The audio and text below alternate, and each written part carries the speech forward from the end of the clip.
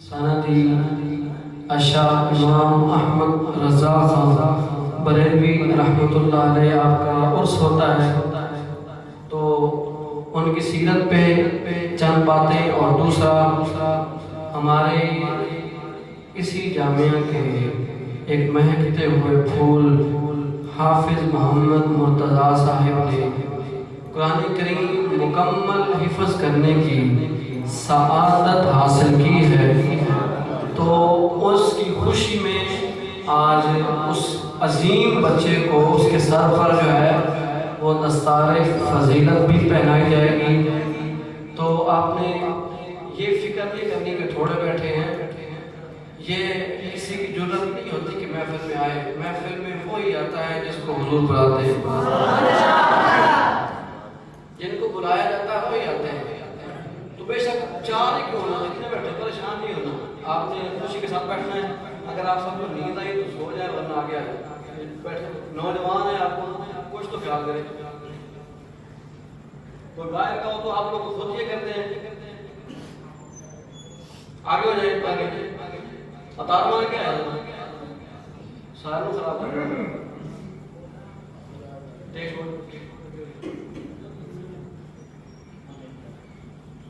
تو آج کی یہ محفل جو ہے وہ دو نسبتوں سے میں بتا چکا ہوں کہ ایک تو ہمارے اس جامعہ کے اسٹوڈنٹ ہے، اس نے مکمل کیا، تو اس کا آخری سبق بھی محفل پاک میں سنا جائے گا، اور اعلیٰ حضرت کی سیرت پہ چند باتیں ہوں گی، اور اس کے بعد انشاءاللہ ذکر ہوگا، اور پھر لنگر شریف ہوگا۔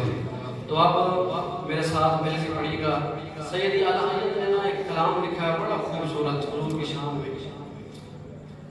اعلیٰ حضرت جتنے بھی کلام لکھتے ہیں نا، کہیں حضور کے حسن کی بات کرتے ہیں، تو کہیں حضور کی سیرت کی بات کرتے ہیں، کہیں حضور کی زلفوں کی بات کرتے ہیں، کہیں حضور کے دندان مبارک کی بات کرتے ہیں۔ تو حضور کے حسن، حضور کی سیرت، حضور کا کردار جو ہے، اور تخلیق کائنات جو کی گئی ہے وہ کس لیے کی گئی ہے، وہ بھی وجہ بتاتے ہیں۔ تو صرف یہ سب کچھ، یہ جتنے بھی جو کچھ ہے، یہ سب حضور کے لیے ہے۔ تو آپ سب میرے ساتھ مل کے پڑھیے گا۔ زمین و زمان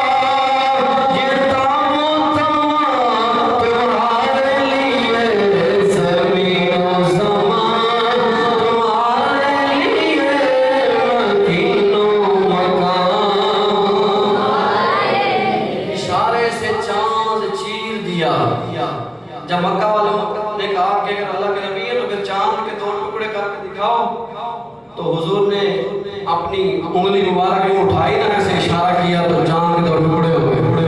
تو فرمایا کہ اشارے سے چاند چیر دیا، چھپے ہوئے خون کو پھیر دیا۔ جب علی المرتضیٰ رضی اللہ تعالیٰ عنہ کی نماز قضا ہوئی عصر کی تو سورج غروب ہو چکا تھا، حضور نے اشارہ کیا تو سورج پلٹ کر واپس آ گئے ہوئے دن کو عصر کیا، یعنی مغرب ہو گئی تھی تو حضور نے عصر دوبارہ کر دی۔ تو یہ حضور کی ساری شانیں ہیں کہ چھپے ہوئے خون کو پھیر دیا، گئے ہوئے دن کو عصر کیا۔ تمہارے لیے یا رسول اللہ، یہ دنیا میں جو کچھ بھی ہے نا، یہ سب کچھ آپ کے لیے۔ زمین و زمان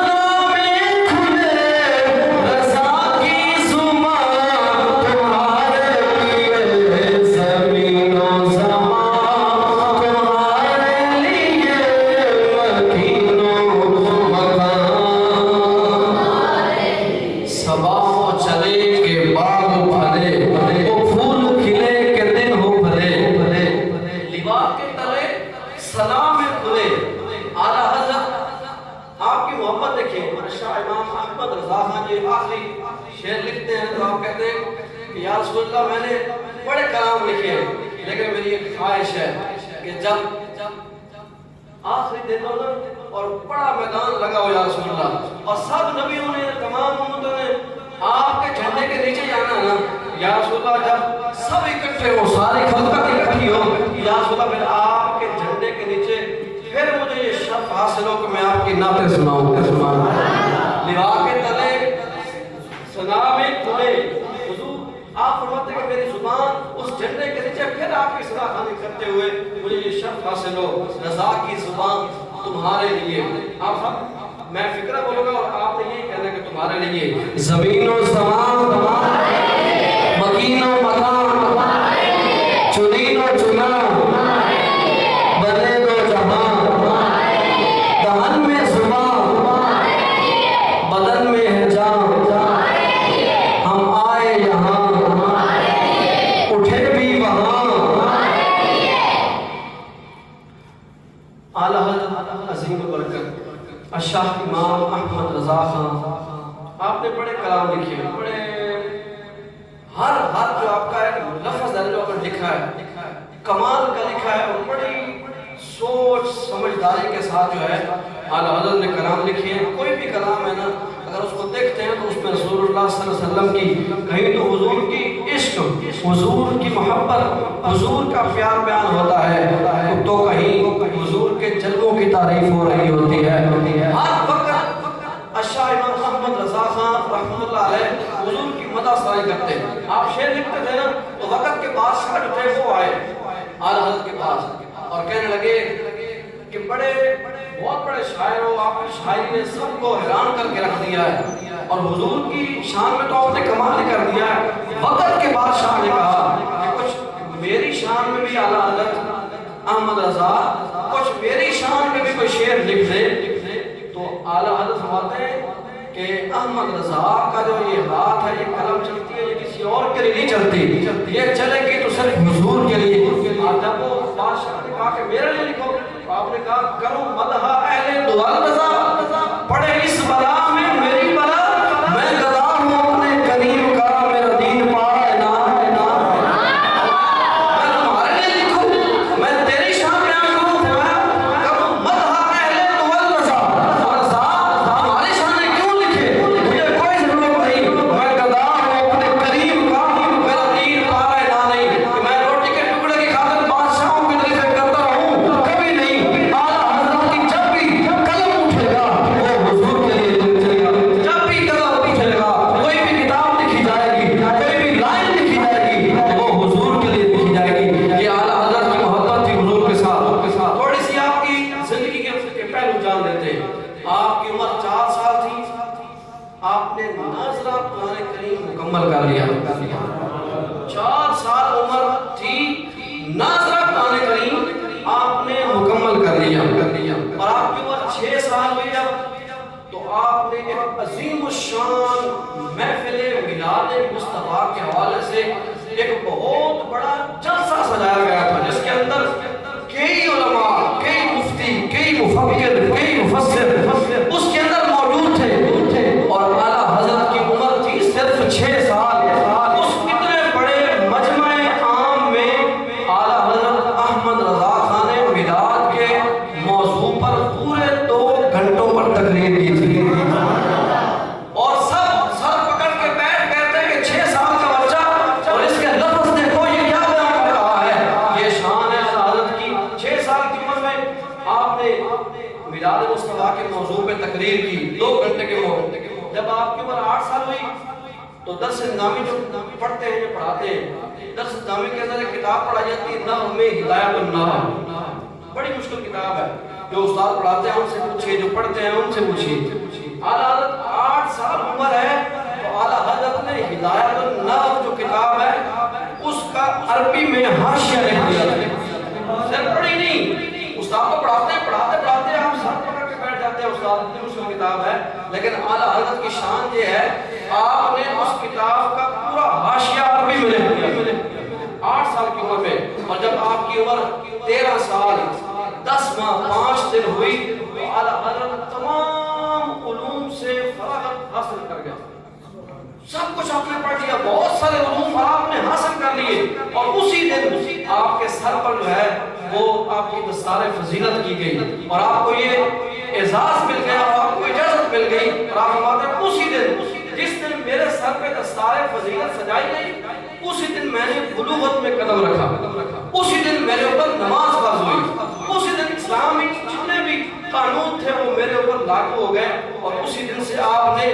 فتویٰ دینا شروع کر دیا۔ حالانکہ مفتی فتویٰ دیتے ہیں، لیکن اعلیٰ حضرت نے اتنی عمر میں آپ نے جو پہلا فتویٰ رضاعت کے موضوع پہ دیا تھا وہ اتنا کمال کا تھا کہ سارے مفتی جو ہے وہ حیران تھے کہ اتنا چھوٹا سا بچہ اللہ نے اس کو اتنا علم دیا ہے اور اتنا بڑا فتویٰ آپ نے لکھ دیا۔ تو یہ اعلیٰ حضرت کی تعلیم ہے، یہ آپ کی جو ہے وہ تربیت ہے۔ جب آپ کی عمر ہوئی نا 22 سال، آپ نے والد کے ساتھ بیعت ہونے کے لیے اپنے مرشد خانہ گئے، شاہ آل رسول مار حربی سے بیعت ہونا تھا۔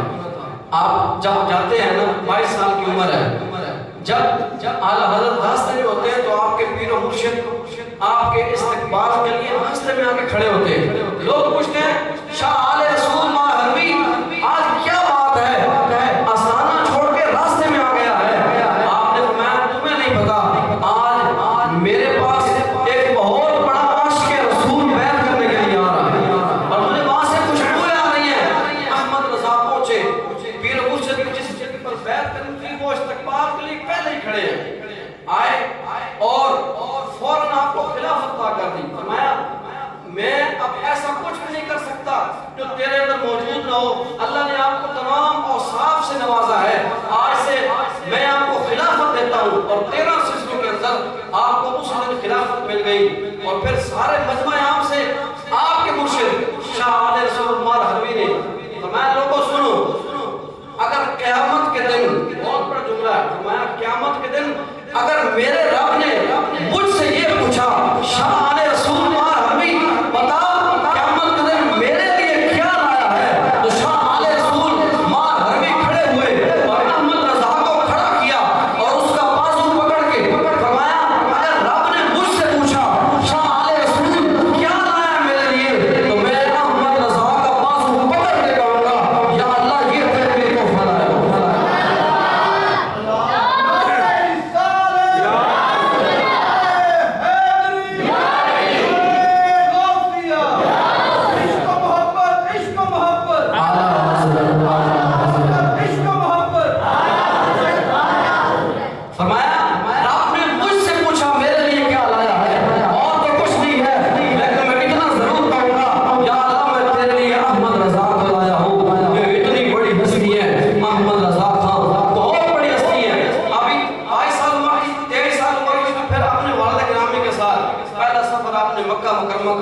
حج بیت اللہ کے لیے ارادہ کیا، آپ حج پہ گیا اور ساتھ آپ کے جتنے بھی رفقا تھے مکہ مکرمہ پہنچے، وہاں پہ حج بیت اللہ فرائض سے جب آپ فارغ ہوئے تو پھر آپ نے اپنا مشہور زمانہ ایک کلام لکھا ہے، ہر بچے کو آتا ہے، حاجیو آؤ شہنشاہ کا روزہ دیکھو۔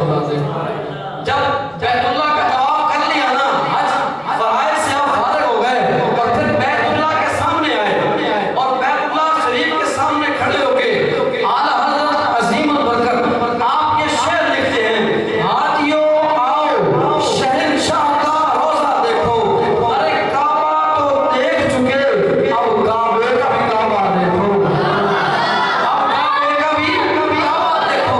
جب مدینہ منورہ روانگی ہے، کہا حاجیو آؤ شہنشاہ کا روزہ دیکھو، ارے کعبہ تو دیکھ چکے اب کعبے کا بھی کعبہ دیکھو۔ آب زمزم بھی پیا اور خوب بجھائی پیاسے، آؤ اب ساقی کوثر کا بھی دریا دیکھو، آؤ ساقی کوثر کا بھی دریا دیکھو۔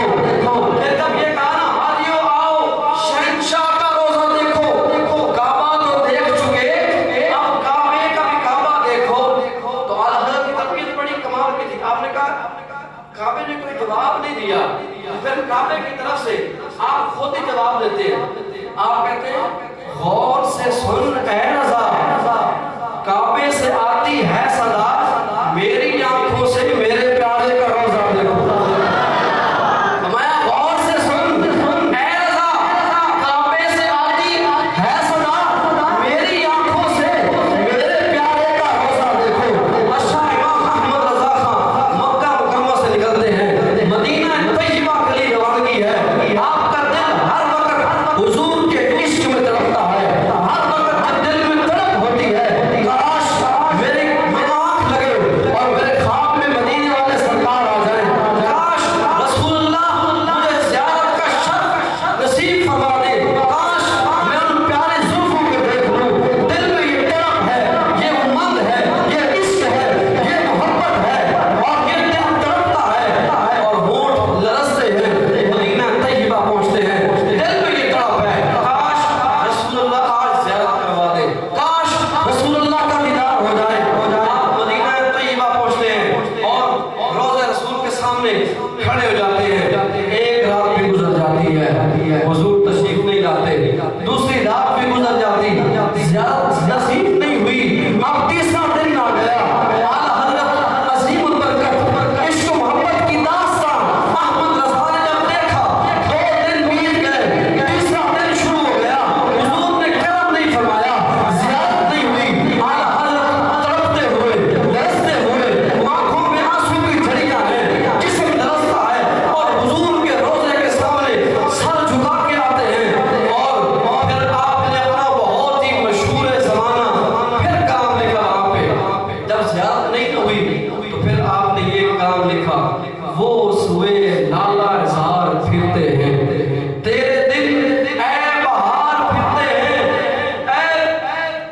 وہ سوئے لالا اظہار پھرتے ہیں، تیرے دن اے بہار پھرتے ہیں۔ اور پھر کہا تیری کیوں کوئی پوچھے بات رضا، آج ہی دیکھیں جب 2 دن گزر گئے زیارت نہیں ہوئی، روتے ہیں، آنکھوں میں آنسو کی جھڑیاں ہیں اور یہی بار بار جملے ہیں، اور تیری کیوں کوئی پوچھے بات رضا، تیری کیوں کوئی پوچھے بات رضا، تجھ سے کرتے ہزار پھرتے ہیں، تجھ سے کرتے ہزار پھرتے ہیں۔ احمد رضا اتنی بڑی ہستی حضور کے روضہ انور کے سامنے سر جھکا ہے، آنکھوں میں آنسو کی جھڑیاں ہیں، لرزتے ہونٹوں سے یہ جملے بار بار ادا کر رہے ہیں، تیری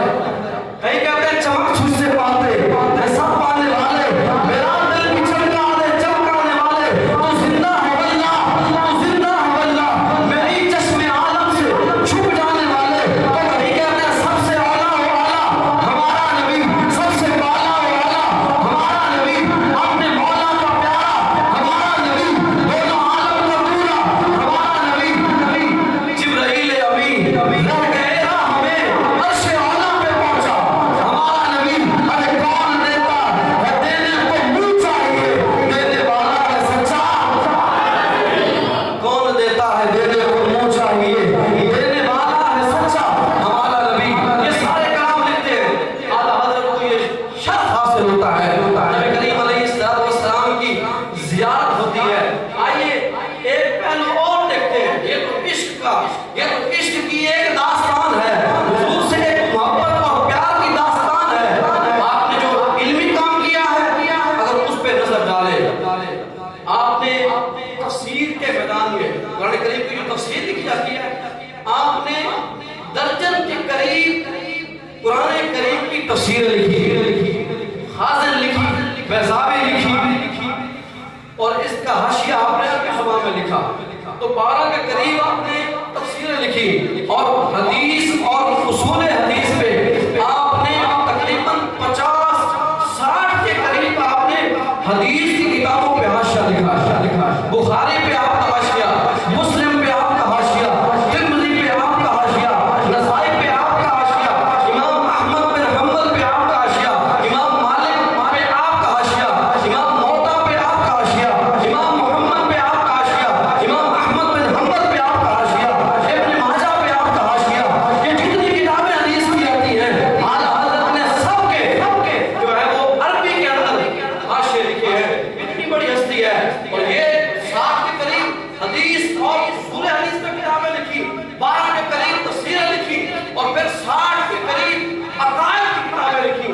شرح فقہ اکبر ہو، موافق ہو، نبراس ہو، جتنی بھی کتابیں ہیں اعلیٰ حضرت نے سب کے اوپر جو ہے وہ حاشیے لکھے ہیں. اور ترجمے قرآن کریم کے پڑھے لکھے گئے ہیں. قرآن کریم کے ترجمے بہت لکھے گئے ہیں. آپ ترجمے کو پڑھیں، لیکن اسی مقام سے پھر احمد رضا خان رحمۃ اللہ علیہ کا ترجمہ بھی پڑھے. کتنی بڑی ہستی ہے. شاہ ولی اللہ نے ترجمہ لکھا، ان کے 2 بیٹوں نے، شاہ عبد القادر اور شاہ عبد الرفیق الدین، آپ نے ترجمہ لکھا. اشرف علی تھانوی نے لکھا، محمود الحسن دیوبندی نے لکھا، اور مرزا صاحب نے لکھا، ڈپٹی نذیر نے لکھا، فتح محمد جلد نے لکھا. اتنے بڑے لوگوں نے ترجمے لکھے. پھر اعلیٰ حضرت نے بھی ترجمہ لکھا. آپ نے ایک مثال دیتا ہوں قرآن کریم سے. اِنَّا فَتَحْنَا لَكَ فَتْحًا مُبِينًا لِيَغْفِرَ لَكَ اللَّهُ مَا تَقَدَّمَ مِنْ ذَنبِكَ وَمَا تَأَخَّرَ. یہاں پہ ترجمہ کیا گیا کہ اے رسول، اللہ نے آپ کو روشن فتح سے نوازا. بڑی توجہ کے ساتھ یہ بات سنیے گا، بڑی توجہ کے ساتھ. ترجمے لکھے گئے بہت سارے. اب اعلیٰ حضرت کے علاوہ جن کی نظر میں اہل سنت کا عقیدہ نہیں تھا، انہوں نے ترجمہ لکھا تو کیا لکھا سنیے. اِنَّا فَتَحْنَا لَكَ فَتْحًا مُبِينًا، اے محبوب آپ کو اللہ نے روشن فتح سے نوازا. لِيَغْفِرَ لَكَ اللَّهُ مَا تَقَدَّمَ مِنْ ذَنبِكَ وَمَا تَأَخَّرَ. اور یہاں پہ ترجمہ یہ کیا کہ اے اللہ کے رسول، اللہ نے آپ کے پچھلے گناہ بھی معاف کیے اور اگلے گناہ بھی معاف کیے. سبحان اللہ نہیں، استغفر اللہ. میں نے اس لیے کہا کہ توجہ سے بیٹھیے گا. جن کے سامنے عقیدہ اہل سنت نہیں تھا، جب انہوں نے ترجمہ لکھا تو یہ لکھا کہ لِيَغْفِرَ لَكَ اللَّهُ مَا تَقَدَّمَ مِنْ ذَنبِكَ وَمَا تَأَخَّرَ. کہا کہ اللہ نے آپ کے پچھلے گناہ بھی معاف کیے اور اگلے بھی معاف کیے. اور پھر کسی نے ترجمہ لکھا تو کہا اللہ نے آپ کو روشن فتح سے نوازا اور اللہ نے آپ کی پچھلی خطائیں بھی معاف کر دی، اگلی خطائیں بھی معاف کر دی.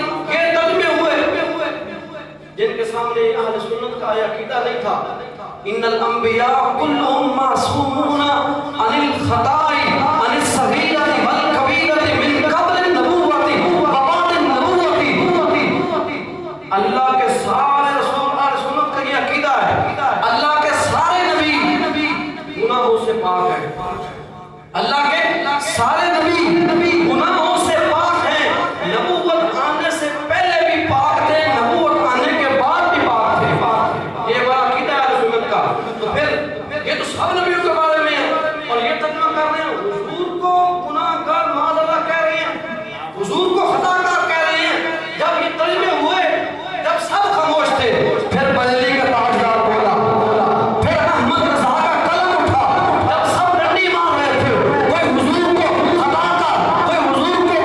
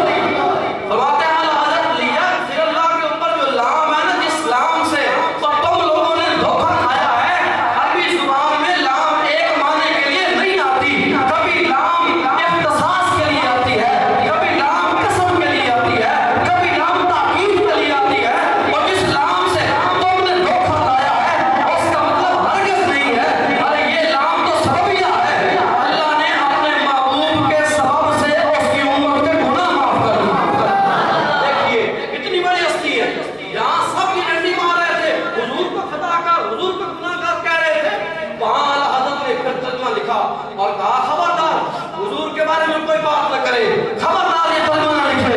कलमा लिखा होगा, अल्लाह ने आपके सदके से जो है वो आपकी उम्मत के पिछले गुनाह भी माफ कर दिए और अगले गुनाह भी माफ कर दिए। और कुरान करीम के बहुत सारे मकाम हैं जिसके अंदर इन लोगों ने तर्जुमा किया है और फिर आला हज़रत ने भी उसी आयत का तर्जुमा किया। वहां से पढ़े तो आपका ईमान ताज़ा हो जाएगा। बहुत सारी मिसालें हैं, लेकिन मैंने एक ही मिसाल जो है वो आपके सामने अर्ज की है। ये कितनी बड़ी बात, लोग आज सुनाई नहीं रखते, तवज्जो नहीं रखते और फिर ये कह जाते हैं यार कोई बात नहीं, जो कोई जहां है वही ठीक है। कहते हैं हज़रत अली के सामने भी नहीं यही बात हुई थी, तो आपने फिर हक को हक कहा था। अगर हक को हक कहना सही ना होता तो हज़रत अली क्यों कहते? उनसे सवाल किया गया था कि ऐ अमीरुल मोमिनीन, ये लोग भी जुब्बे पहनते हैं, ये लोग भी दस्तारे पहनते हैं, इनके चेहरों पे भी दाढ़ियां, और फिर हम लोग भी जुब्बा पहनते हैं, हमारे पे भी दस्तारे हैं, तो सच्चे कौन है? तो आपने फरमाया नहनु अहलुस सुन्नति वल जमाअत। सुभान अल्लाह, मैं सच्चे सुन्नी है और ये अकीदा हज़रत अली हमें दे के गए हैं। फिर हम ऐसी बातें करते हैं नहीं, जिस बंदे के दिल में, जिस उम्मती के दिल में ये बात आए ना और वो ये कहे कि हुजूर ऐसे थे। कोई बंदा ऐसी बात करता है ना, खुदा की कसम, कोई बंदा ऐसा कहता है ना उम्मती होके अपने नबी के बारे में ये कहता है ना कि हुजूर को तो इल्म नहीं था, हुजूर तो नूर नहीं थे, ऐसा कोई बात करता है ना, उसको मुंह न लगाओ, उसको मुंह न लगाओ। और तू अपने नबी का उम्मती होके अपने नबी की शान बयान नहीं करता और तो तरीके आजमाता है, तरह-तरह की बातें करता है। ये कौन सा वो नबी जो आए तो उम्मती करते आए, वो नबी जो तेरे लिए गारों में रोए, 3-3 दिन तक वहां रहे, उस नबी के लिए तो ऐसी बातें करता है। तो आला हज़रत ने सबके मुंह बंद करवाए और फिर ये तर्जुमा करके सबको बता दिया कि वाकई हुजूर का जो गुलाम होता है वो फिर ऐसे ही लिखता है। आगे चलिए, नबी करीम अलैहिस्सलाम के इस गुलाम को अल्लाह ने बड़ी शान दी। आप वली भी थे, सिर्फ मौलवी नहीं थे। अच्छा, आला हज़रत जो थे वो सिर्फ पीर नहीं थे कि पीर जैसे आज तक पीर बने हुए, ऐसे पीर नहीं थे। पीर भी थे, लोग आते भी थे, बैत भी करते थे, लेकिन ऐसे पीर नहीं थे। आप सुबह को कुरान करीम पढ़ाते, ज़ोहर के बाद उसका तर्जुमा पढ़ाते, असर के बाद हदीस पढ़ाते, मगरिब के बाद फिर तकरीर करते, सारा दिन यही काम है। आपका मदरसा था, वहाँ बच्चे पढ़ते थे, आपने पूरा एक इस्लामिक निज़ाम बनाया था वहाँ पे। आपने हर एक उलूम पे आपने हर उलूम आपने सीखा, रियाजी, हर चीज आपको आपके साथ आती थी। आला हज़रत इतनी बड़ी हस्ती है, आपने हर एक चीज पे काम किया।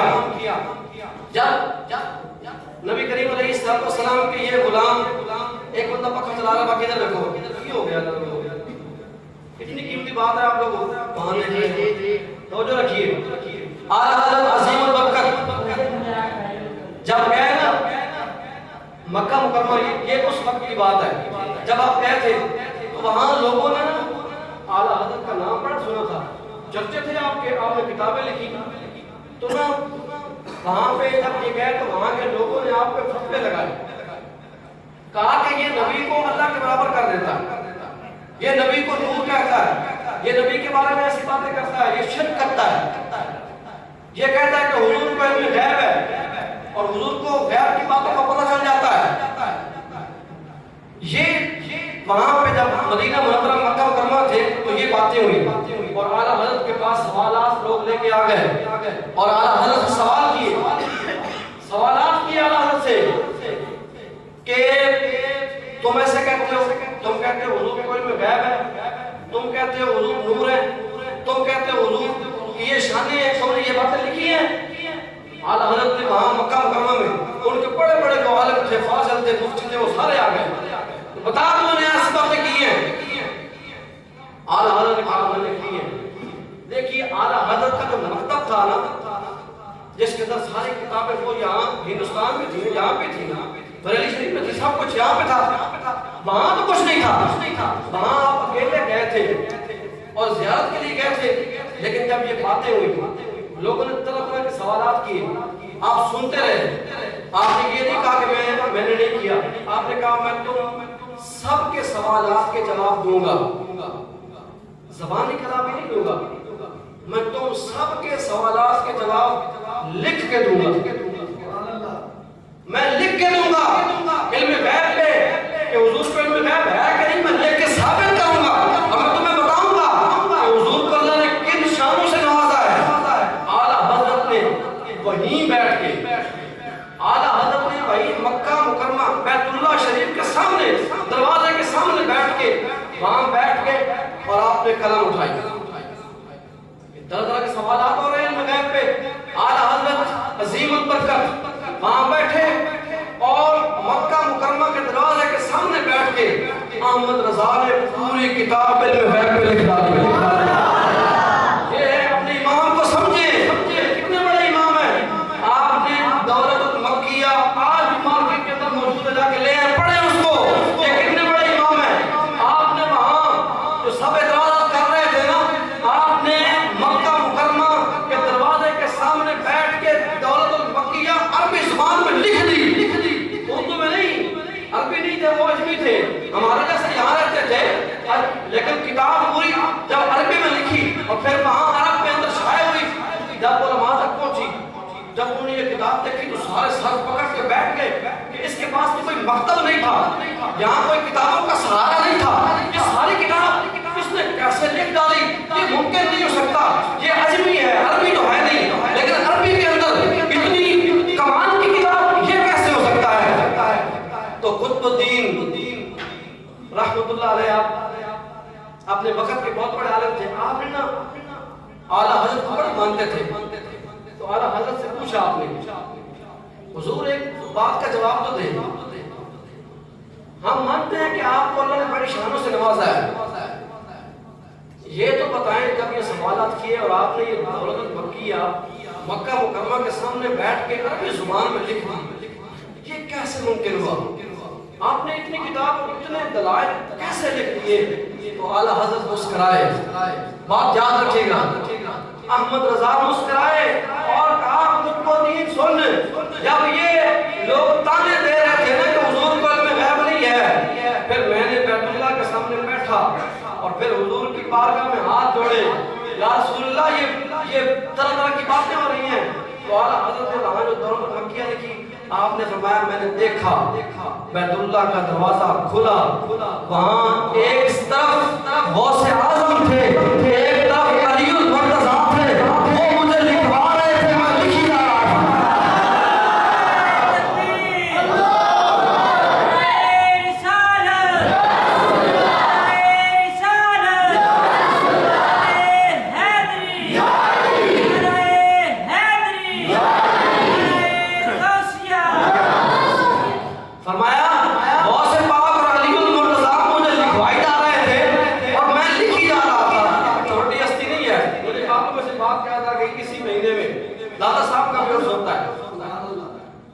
داتا صاحب کا بھی عرصہ ہوتا ہے، لوگ کہتے ہیں داتا کیوں کہتے ہیں، اور داتا کیا ہوتا ہے، داتا کے پاس نہیں جانا چاہیے، داتا کیوں کرتے ہو، شرک ہو گیا، وہ ہو گیا۔ ہم اللہ کے بندوں کے پاس جاتے ہیں اللہ کا بندہ سمجھ کر، خدا سمجھ کر نہیں جاتے، ہمارا عقیدہ یہی ہے، ہم تو اللہ کے ولی کے پاس جاتے ہیں اس لیے کہ یہ اللہ کے بندے ہیں اور نیک بندے ہیں، اس لیے جاتے ہیں، ہم کون سا ان کو رب مان بیٹھے۔ تو مجھے بات یاد رہی، یہ مولانا سردار احمد رحمۃ اللہ علیہ ان کے دور کا یہ واقعہ ہے، یہ جنگ بازار والے مدرسہ پاکستان، محدث اعظم پاکستان مولانا سردار احمد رحمۃ اللہ علیہ، یہ آپ کے دور کا واقعہ ہے۔ داتا علی حجیری کا مثال ہو چکا تھا، تو ایک بندے نے وہاں یہ لاہور کے اندر یہ بات پھیلائی کہ داتا کا جو مزار ہے نا وہ جہاں پہ اب ہے وہاں پہ نہیں ہے، داتا کا جو مزار ہے وہ جو ساتھ عیشائی قلعہ ہے نا اس میں وہ موجود ہے، تو لہٰذا تم لوگ یہاں کیوں رس کرتے ہو، یہاں کیوں آتے ہو، یہاں تو اس کا مزار ہی نہیں رکھ سکتا۔ یہ بات بڑی پھیلی اور وہاں لوگ سارے بڑے حیران ہو گئے کہ یہ کیا ہو گیا، یہ عجیب بات پھیل گئی۔ یہ بات چلتے چلتے مولانا سردار احمد رحمۃ اللہ علیہ کے پاس پہنچی، محدث اعظم پاکستان بہت بڑی ہستی ہے، اور آپ جو مرضی تھے آپ ہر ہفتے داتا صاحب جایا کرتے، جو مرضی ہو جائے، یعنی کہ اگر کوئی کام ہے تو آپ نے جانا تو ہے ہی، لاہور آج کیا یعنی منگل تھا، آپ نے منگل کو تو کام کے لیے فرماتے ہیں ایسے جو جمعرات کو میں نے جانا وہ تو میں نے جانا ہی ہے. تو آپ ہر ہفتے باقاعدگی سے آپ وہاں پہ حاضر دیتے ہیں. جب بات پہنچی نا مولانا سردار احمد صاحب کے رحمۃ اللہ کے پاس کہ ایسی باتیں ہو رہی ہیں کہ ڈاکٹر صاحب کا مزاج تو یہاں پہ موجود ہی نہیں ہے, تو آپ نے نا اعلان کیا, آپ نے کہا لاہور میں رکھو جلسہ, لاہور میں ڈاکٹر صاحب کے قریب وہیں بہت بڑا جلسے کا انعقاد کرو اور پھر اس بات کا جواب وہیں پہ ملے گا. جلسہ رکھ دیا گیا. اس بندے نے کہا تھا کہ داتا کا مزاج یہاں پہ نہیں ہے, تو مولانا سردار احمد رحمۃ اللہ علیہ بھی پہنچ گئے وہاں پہ. جلسہ ہوا, لوگ بڑی تعداد میں موجود تھے, بڑی کثیر تعداد میں سب آئے تھے کہ جب مولانا سردار احمد رحمۃ اللہ کیا کہتے ہیں, آپ آئے اور جلسے میں پہنچے اور آپ پہلے داتا صاحب کے دربار میں حاضری دی, دعا مانگی, واپس پلٹ کر جلسے میں پہنچے اور آپ نے ایک ہی بات کی اور سب کچھ حل کر دیا. وہ جو اعتراض کرتا تھا اس کو کہا مولانا سردار احمد رحمۃ اللہ علیہ نے فرمایا اگر تمہیں اعتراض ہے نا کہ داتا کا دربار یہاں پہ نہیں ہے, فرمایا میں داتا کو آواز دیتا ہوں, میں داتا کو آواز دیتا ہوں, اگر جواب آ گیا تو کہہ دینا کہ سردار احمد سچا ہے, جواب نہ آیا تو تم سچا ہے. جب یہ بات کی تو مجمع میں جتنے لوگ تھے اش کر اٹھے کہ مولانا سردار احمد نے اتنی بڑی بات کر دی کہ داتا صاحب کو آواز دے گا اور سے آواز آئے گی. جب یہ بات کی نا تو وہ بھاگ گیا, اس نے کہا یہ تو اور کوئی بات ہو گئی, چھوڑ گئے میدان, ثابت ہو گیا داتا صاحب وہاں موجود ہیں. اچھا پھر لوگ اکٹھے ہو گئے, کہا مولانا سردار اتنی بڑی بات کر دی, اتنی بڑی بات کر دی تو نے کہ میں آواز دوں گا آواز آئے گی تو میں سچا. کہا اگر آواز نہ ہوتی تو پھر کیا ہو جاتا, اتنی بڑا تم نے دعویٰ کر دیا. فرمایا سردار احمد آپ نہیں کی تھی, داتا کروائی. فرمایا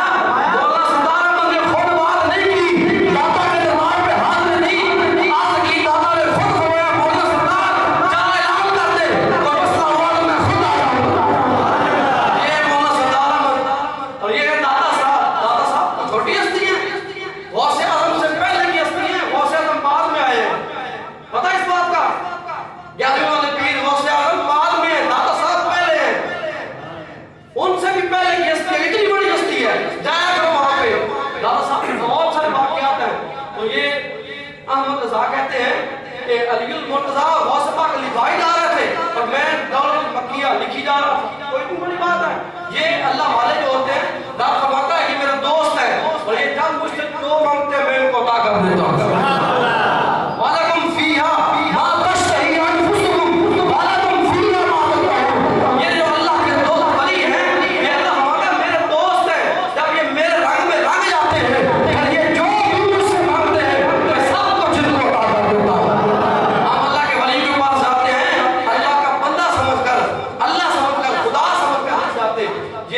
احمد رضا رحمت اللہ علیہ یہ وہ ہستی ہے. اچھا نبی کریم علیہ السلام کا جو روزہ انور ہے نا, پہلے اس کے سامنے نا روزے کے سامنے کھجوریں ہوا کرتی تھی, کھجوروں کے درخت بہت تھے اور روزہ رسول کے سامنے نا کھجوریں تھی بہت ساری. اردو کا ایک شاعر, بہت بڑا شاعر, وہ گیا مدینہ طیبہ. جب اس نے یہ منظر دیکھا کہ روزہ رسول کے سامنے بڑی بڑی کھجوریں ہیں اور وہ بڑی دیکھتا تو وہ بڑا ایک سما باندھا ہوا, بڑی خوبصورتی ہے. شاعر تھا, شاعر بندہ تھا. جب اس نے دیکھا تو اس نے شعر لکھ دیا. ہاں روزہ رسول کے سامنے گیا, وہ بہت بڑا اردو کا شاعر ادیب, بہت بڑا, اس نے شعر لکھا. اس نے کہا کھجورے کو درخت تھے وہاں پہ, کھجوروں کے درخت تھے اور وہاں کھڑے تھے پڑے, تو اس نے لکھا کب ہے درخت حضرت والا کے سامنے, کب ہے درخت حضرت والا کے سامنے, مجنون کھڑے ہیں خیمہ لیلا کے سامنے. کب ہے درخت حضرت والا کے سامنے, کہ یہ جو کھجوروں کے درخت ہے نا روزہ رسول کے سامنے, یہ درخت نہیں ہے, یہ تو ایسے ادب کے ساتھ کھڑے ہیں جیسے لیلا کے خیمے کے سامنے مجنون کھڑا ہوتا ہے. سبحان اللہ. جیسے لیلا کے خیمے کے سامنے مجنون کھڑا ہوتا ہے ادب کے ساتھ, اور اس کو کسی چیز کی پرواہ نہیں ہوتی. یہ شعر لکھا تو لوگوں نے جب سنا لوگ بڑے بڑا شعر لکھ دیا، بڑا کمال کا شعر لکھا ہے اور سننے میں لطف بھی آتا ہے۔ اچھا یہ شعر نا آپ احمد رضا کی بارگاہ میں لے گئے، اشعار امام احمد رضا جن کی بات ہو رہی، جب انہوں نے یہ شعر لکھا پڑھا آپ جلال میں آ گئے، دیکھیے اتنی علمی اور فنی اور اتنی بڑی یہ شخصیت ہے کہ جب شعر پڑھا نا آپ جلال میں آ گئے، آپ نے کہا کب ہے درخت حضرت والا کے سامنے، مجنوں کھڑے ہیں خیمہ لیلا کے سامنے، تو نے حضور کے روزے کو لیلا کے خیمہ کے ساتھ نسبت دی ہے، حضور کے روزہ انور کو لیلا کے خیمے کے ساتھ مشابہت کی ہے، تو نے نسبت اس کے ساتھ ملا رہا ہے، یہ حضور کا روزہ ہے۔ آپ نے کہا تیرا پہلا شعر ٹھیک ہے، یعنی کہ کب ہے درخت حضرت والا کے سامنے، اور دوسرا شعر آپ نے کہا کہ آپ کا ٹھیک نہیں ہے، جو لکھا ہے کہ مجنوں کھڑے ہیں خیمہ لیلا کے سامنے۔ آپ نے کہا سن پھر اب احمد رضا میں لکھتا ہے، آپ نے یہ اس کا شعر مکمل کیا، اور خدا کی قسم اعلیٰ حضرت کی علمی شخصیت، اعلیٰ حضرت کا ظرف، اعلیٰ حضرت کا قلم، آپ کا دل و دماغ، آپ کا عشق و محبت کتنا تھا، یہ شعر سنیے گا اور زور سے جو ہے عثمان اللہ کہہ دیجئے گا۔ اعلیٰ حضرت کا شعر ایسے نہیں ہے کہ کب ہے درخت حضرت والا کے سامنے، مجنوں کھڑے ہیں لیلا کے خیمے کے سامنے، کہا ایسے نہیں، آپ نے کہا کب ہے درخت، توجہ سے آپ نے کہا کب ہے درخت حضرت والا کے سامنے، قدسی کھڑے ہیں عرش مولا کے سامنے۔ اعلیٰ ظرفی دیکھے خدا کی قسم، اعلیٰ ظرفی کہا کب ہے درخت حضرت والا کے سامنے، قدسی کھڑے ہیں عرش مولا کے سامنے، اللہ کے سامنے، جیسے کہ فرشتے عرش معلا میں جھک کے کھڑے ہوتے ہیں نا، ایسے کہا فرشتوں سے تشبیہ دو، لیلا کے خیمے سے نہ دو۔ جب یہ شعر لکھا تو شاید سب کچھ اپنا چھوڑ چھاڑ کے جھک گیا، اب میں کچھ بھی نہیں ہوں، سب کو چھوڑ دیا۔ تو یہ ہے احمد رضا، یہ ہے اعلیٰ ظرفی، یہ نظر، یہ کمال، یہ محبت، یہ علم احمد رضا کو رب نے عطا کیا ہے۔ لیکن کیسے اس شعر کو آپ نے صحیح فرمایا، شاگردوں نے آپ کے شاگرد آپ پڑھاتے بھی تھے، تو شاگرد جو ہے نا انہوں نے ایک سوال کیا کہ جب وفد آیا کرتے نبی کریم علیہ السلام ملنے کے لیے، تو آپ تہمت شریف جو ہے وہ باندھا کرتے، تو آپ بعض اوقات جہاں پہ جگہ ملتی تھی وہاں بیٹھ جایا کرتے تھے، حضور تشریف لے کے بیٹھ جاتے تھے۔ تو جو ہے نا وہ شاگردوں نے کہا کہ جب حضور نیچے بیٹھتے تھے زمین پہ، ساتھ غلام بھی بیٹھتے تھے، تو حضور کے جو کپڑے مبارک ہیں، سادہ لفظوں میں کہہ دیتا ہوں، جب وہ زمین پہ بیٹھتے ہیں تو پھر حضور کے جو قمیض ہے اس پہ جو مٹی لگتی ہے، تو صاف ہے پتہ نیچے بیٹھے تو کپڑے خراب ہو جاتے ہیں نا، زمین پہ بیٹھے مٹی پہ بیٹھے تو کپڑے خراب ہو جاتے ہیں اور کپڑے گندے ہو جاتے ہیں۔ یہاں پہ اعلیٰ حضرت کی بات سنی اور دیکھیں کتنے بڑے عاشق ہیں۔ جب شاگردوں نے یہ کہا نا کہ حضور جب نیچے بیٹھتے تھے تو پھر حضور کے جو کپڑے ہیں وہ صاف نہیں ہوتے تھے بلکہ گندے ہو جاتے تھے مٹی کی وجہ سے، اعلیٰ حضرت نے جب یہ بات سنی تو تڑپ اٹھے، آپ کا جسم کانپنے لگ گیا، وہ کہا تم نے یہ کیا کہہ دیا، حضور کے بارے میں یہ کہہ دیا کہ حضور کے کپڑے گندے ہیں۔ حالانکہ اگر دیکھا جائے ایک فطری بات ہے، اگر زمین پہ بیٹھے تو کپڑے خراب ہو جاتے ہیں، لیکن آپ نے جب یہ سنا تو تڑا کو نے کہا یہ کیا کہہ دیا کہ حضور کے کپڑے گندے ہو گئے مٹی لگنے سے۔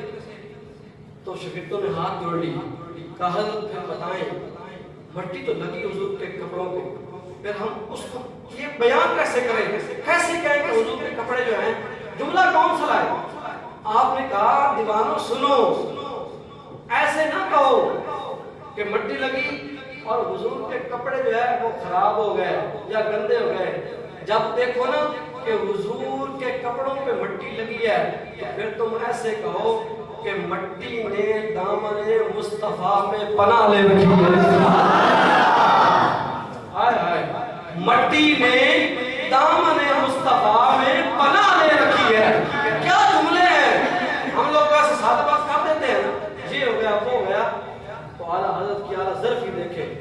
ایسے نہ کہو کہ مٹی کے ساتھ کپڑے خراب ہو گئے، کہا ایسے کہو کہ مٹی نے دامن مصطفیٰ میں پناہ لے رکھی۔ سبحان اللہ۔ دیکھیں ہمارا بھی عقیدہ حضور سب کچھ ہے، بس حضور کو رب نہ کہا باقی سب کچھ ہے، رب نہیں مانا باقی حضور سب کچھ ہے۔ میں آخری بات کرنے لگا ہوں، ابو ہریرہ رضی اللہ تعالیٰ عنہ حضور کے بڑے جلیل القدر صحابی ہیں اور امت تک آپ نے حدیثیں پہنچائی ہے، بہت کثیر تعداد میں سب سے زیادہ حدیثیں پہنچانے والے ابو ہریرہ ہیں۔ یہ گزر رہے تھے مدینے کی گلی سے، رات کا وقت تھا، توجہ کے ساتھ رات کا وقت تھا، ابو ہریرہ مدینے کی گلی سے گزر رہے تھے اور سامنے سے اچانک حضور آ گئے۔ سبحان اللہ۔ سامنے سے حضور آ گئے، سامنے سے حضور آ گئے، حضور نے سرخ داڑھی دار چادر لے رکھی ہے، ہائے ہائے رات کا وقت ہے، ابو ہریرہ گلی سے گزرنے لگے، سامنے سے حضور آئے اور کیسے حضور کو دیکھا، ابو ہریرہ بے ہوش ہو کے گر گئے، سبحان اللہ۔ وہی گر گئے، بے ہوش ہو گئے اور حضور وہاں سے گزر گئے، کوئی بات نہیں کی، حضور وہاں سے گزر گئے، چلے گئے۔ جب صحابہ نے دیکھا ابو ہریرہ کو بے ہوش ہے، ہوش میں لائے، ابو ہریرہ ہوش میں آئے، خدا کی قسم بہت حضور کی شان سمجھ آ جائے گی، حضور کیا ہے، حضور سب کچھ ہے، پر حضور کا رب نہ مانو باقی سب کچھ کہو۔ ابو ہریرہ جب ہوش میں آئے نا تو صحابہ نے پوچھا ابو ہریرہ بتا بے ہوش ہو کے کیوں گر گیا تھا، ہوا کیا ہے بتا تو صحیح۔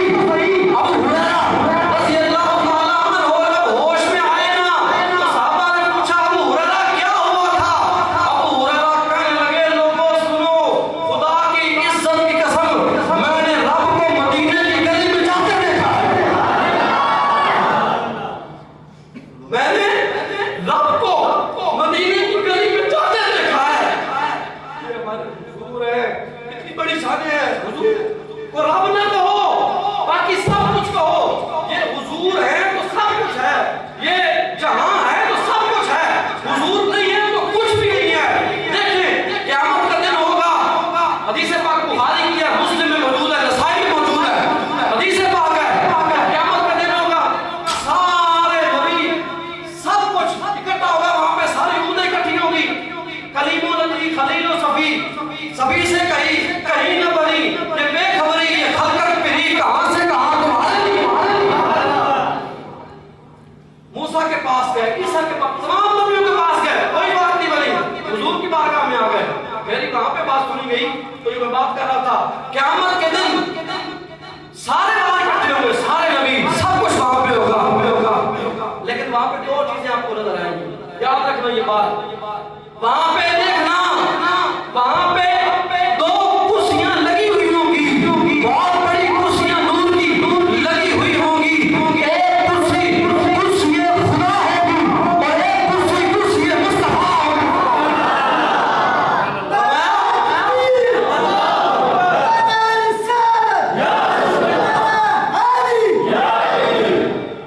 وہاں پہ ایک کرسی کرسی خدا ہوگی اور ایک کرسی کرسی مصطفیٰ ہوگی۔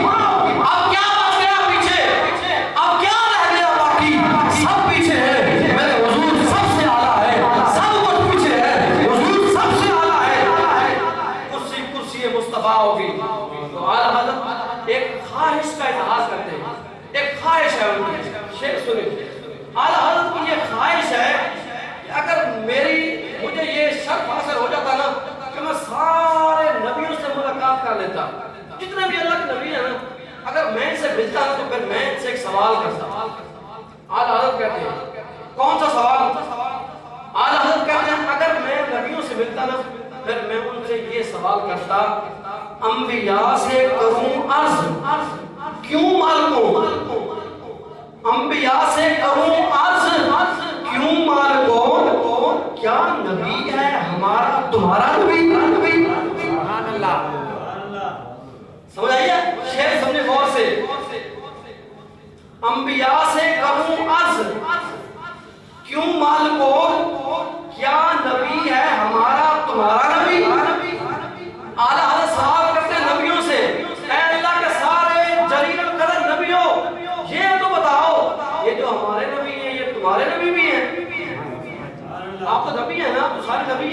جو ہمارے حضور ہیں، ہمارے نبی ہیں، اے نبیوں، اے مالکوں، اے سرداروں، اے بادشاہوں، یہ تو بتاؤ ہمارے نبی جو ہیں وہ تمہارے نبی بھی ہیں؟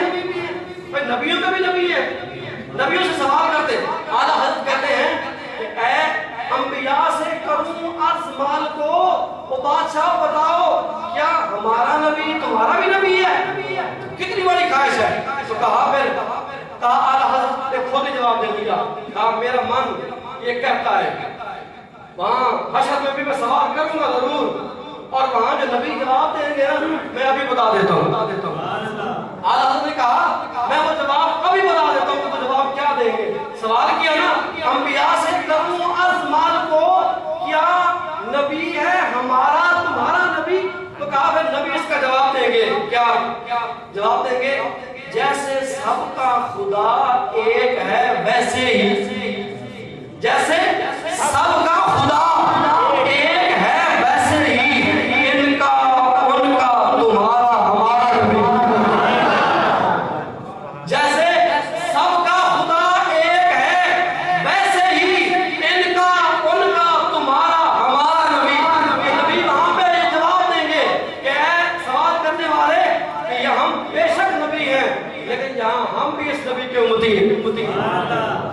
نبی کریم علیہ السلام کی مدح سرائی سکھائی ہے اعلیٰ حضرت نے، حضور کی شان بیان کی ہے اعلیٰ حضرت نے، حضور کا حسن بیان کیا ہے اعلیٰ حضرت نے، حضور کی سیرت کو نکھار کر سنگ لائے ہیں تو اعلیٰ حضرت آئے ہیں۔ حضور کے ہر ہر پہلو، حضور کے ہر ہر جسم کے عضو پہ بات کرنے والے اعلیٰ حضرت ہیں۔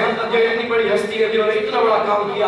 اللہ رب العزت ہم سب کو اشاہ امام احمد رضا رحمۃ اللہ علیہ کی تعلیم پہ عمل کرنے کی توفیق نصیب فرمائے۔ اب ہمارے لیے